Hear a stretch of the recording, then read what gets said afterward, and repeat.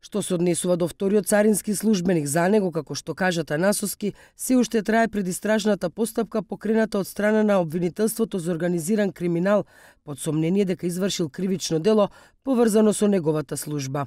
Предходно овој царински службеник работеше во секторот за контрола и истраги во Царинската управа на Македонија. Првиот човек на царината уште објави дека веќе добиле одговори од истрагата за оправданоста или неоправданоста на отсуството на двајцата царински службеници, пошто како што најави, почнува истрага на внатрешната контрола во царината.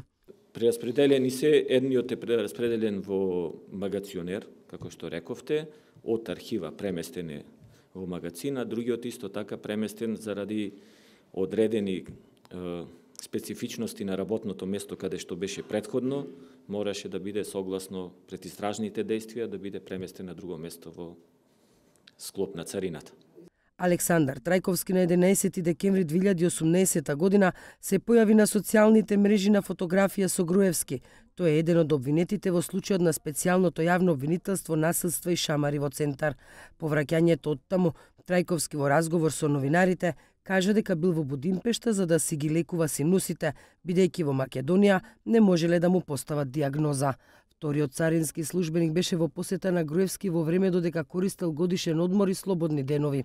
Кога беше откриено дека работи во царина, директорот Танасовски изјави дека не може никому да забрани каде и со кога ќе го поминува слободното време, се додека евентуално не се докаже дека е злоупотребил службената положба и овластувања. И тука веќе добивме ние одредени одговори во текот на оваа недела од надлежните институции и следува кај нас, како што рековте, внатрешна истрага, доставување на извештаи, отварање на постапки и сето тоа.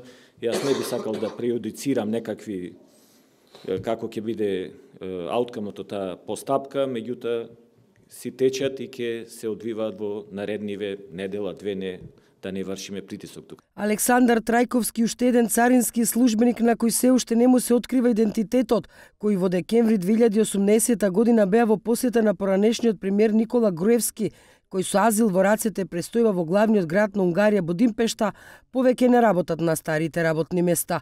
Ваквата информација на 1 ТВ денеска ја потврди директорот на Царинската управа Ѓоко Танасовски.